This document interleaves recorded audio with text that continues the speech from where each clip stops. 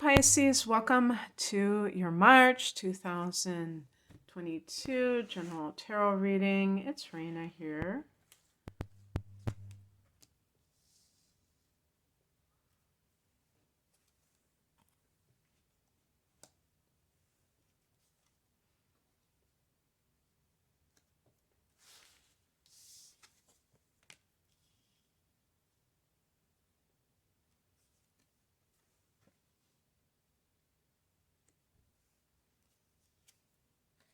Wow. Another major arcana card. Pretty cool, pretty cool. So what do we have with these cards here?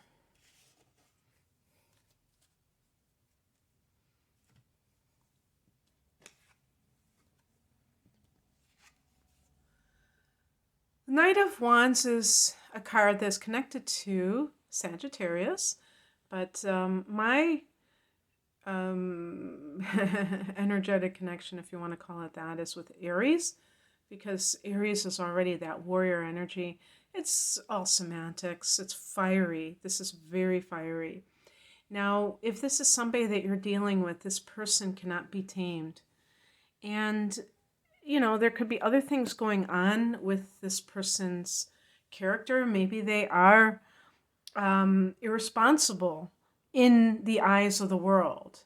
If they're 30 years old and they don't want to have a full-time relationship, you may have gotten, I was going to say bamboozled, that was the word that came into my mind about this person, because you may have naturally assumed that you were going to be with this person as a permanent relationship and they had other ideas about it.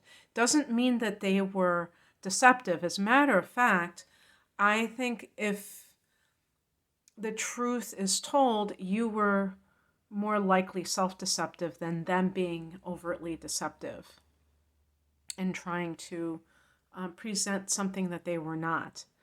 And it's, you know, blame isn't really the point here. It's really about, you know, tuning into another person and their essence and accepting them for who they are. Ironically, as psychic as Pisces people can be, there's also that built-in tendency towards self-deception, which will have you, you know, denying reality and seeing the exact opposite. Oh no, this person really is totally into me, and it's just a question of they have to turn 30, they have to turn 35, they have to get a steady job, whatever. Speaking of which, we have in the past position the Six of Pentacles. This is getting what you put into something, like an even exchange, even energy exchange. See the scales. And by the way, you know, I like to keep this more open. So the Knight of Wands can be an aspect of you, Pisces, that you are becoming more footloose and fancy-free. And maybe you did not feel like you were in a job where you were being compensated fairly for what you have put into it, or at least that has come into your consciousness that that is the case.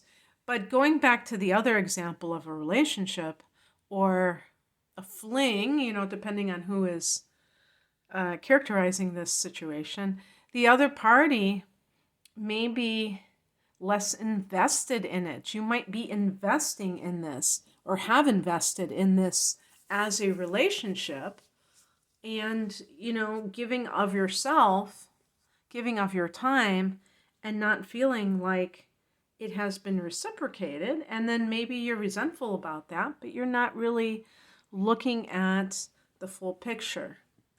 The higher message, the bigger picture, you could say, is the Devil card. This is a card of lust. What often happens is that people have a great physical connection and they automatically think that that's love, which is ludicrous. Being able to discern, to separate out the difference between love and lust And whether that person who keeps coming back to you is in love with you, it can be fairly easy if you're willing to open your eyes. I was thinking it's funny because sometimes people will say, well, he never wants to go out to the movies. He just wants to come over to my place. And then he leaves after we have sex. Is that really, do you think do you think that means that he's using me and things like that? And, not to pick on men to say he, but, that's usually the dynamic. It's usually men and women, and the man is doing this. I don't know, though. With younger people, it could be the woman is the Knight of Wands, and I'm not even joking about that. So I stand corrected in advance if there's somebody out there that is experiencing it with the other side, from the other side. But the point of the devil is that it's keeping you in chains. In the Rider-Waite deck, they show the two naked people that they are chained together, and the devil is there. They might even be chained to the devil, that I think about it. Like he's like a marionette with his or no, is the marionette the puppet? I don't know. He's the puppet master. And so it's anything that holds you in its grip and keeps you somewhere that you're not happy to be, where you're not happy to be. So I mean, another thing, like with the Six of Pentacles, because it's a money situation, it can be sticking around for the money but not being happy and not feeling free. The Knight of Wands is about freedom. And it's almost like, volunteering for your imprisonment simply for the money. That's not going to make you happy. Sometimes you need money desperately in life. Sometimes people need the money and they have to have it, and that's just the deal that they make with the devil. But as long as they know that it's temporary and they don't get sucked into it permanently, that's a different story. But you know what I'm talking about. And it's the materialism, the overly materialistic mindset. And also the Six of Pentacles, by the way, is an inheritance. So if there's something with an inheritance about like who gets what, and maybe you are becoming bold because you have always been the black sheep of the family, or the whipping boy, whatever they call it, the person who gets the scapegoat. If you have been that person, you may be like a lot more emboldened these days for whatever reason. And you're like, I'm not putting up with this. I'm not going to be somebody's victim right now. And the Devil card would be asking you, sort out your feelings, your motivation. Is it because of greed, or is it because you truly want to fight for yourself, for your dignity? Here we have another Pentacles. The King of Pentacles in the challenge position. This is an older man, or like usually we would say chronologically older, who is very materialistic. And this type of person, if this is the scenario that I was just talking about, this could be a father who passed away and who never had that sense of really understanding the meaning of life. And you don't want to emulate that with your behavior. It's interesting because the Devil card is connected to Capricorn. And it shows a pentacle. That, the pentacles are related to the earth and all the concerns of the earth, like money and health, the body, sex, all these things can come up, job. And so it's interesting, the knight versus the king. And yet the king is more immature maybe than the knight. The king, because it's in the challenge, I'm reading as a challenge card, can be the epitome of all of the bad things that we associate with people who have money. And so whoever this person is, they may be informing some of your decisions. So if this is a workplace thing, that person, that boss, is not respecting you as an individual. They're just seeing how much they can get out of you. That's how the King of Pentacles in reverse, views people. They're just a means to an end. So, the Pisces person can't get too starry-eyed about that. And in terms of love matters, this can even be like if you come from a background where maybe you even had a father who was financially irresponsible or very materialistic. You might be attracted to this kind of, what came into my mind is the starving artist, or some kind of like person who seems like they're not materialistic. And the two things I would say about that is even if a person is not materialistic, if we live in the mainstream society, we still have to play that game regardless. We can't just say, oh, well, I'm not materialistic, so I'm not going to pay these bills.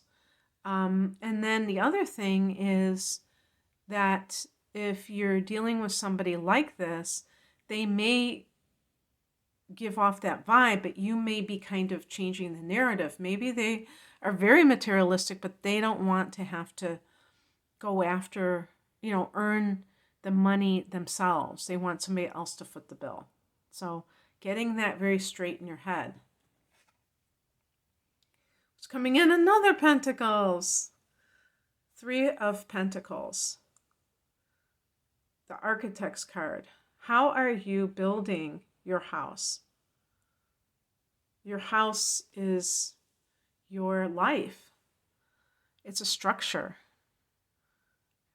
Neptune, your ruler, is about dissolving structures. So it can be like counter whatever it is that you are actually doing in your life. You might be wanting to get your life in better order, but you're not doing so from the ground floor up.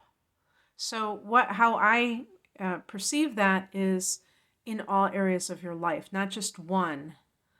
And if you are like the Knight of Wands, Pisces, it can simply mean that you might have to change how you approach work and things like that. Maybe you need a schedule that is more open-ended. Maybe you need to work for yourself if you're working for somebody else. Maybe you need to be a digital nomad and do the kind of work that can be from a remote location so that you have more power over your time and you don't feel this sense of like you have to do somebody else's bidding or kind of conform to what they want you to do.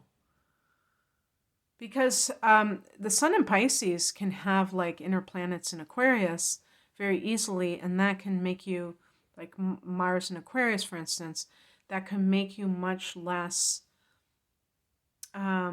flexible that we associate with the average Pisces person that kind of shapes themselves to their environment. You might be much more inclined to really dig in your heels and be like, I want to do things my own way. And then the outcome, it's funny, I'm talking about Aquarius, and this is a card associated with Aquarius, the Star card. This can give renewed hope to you in your life.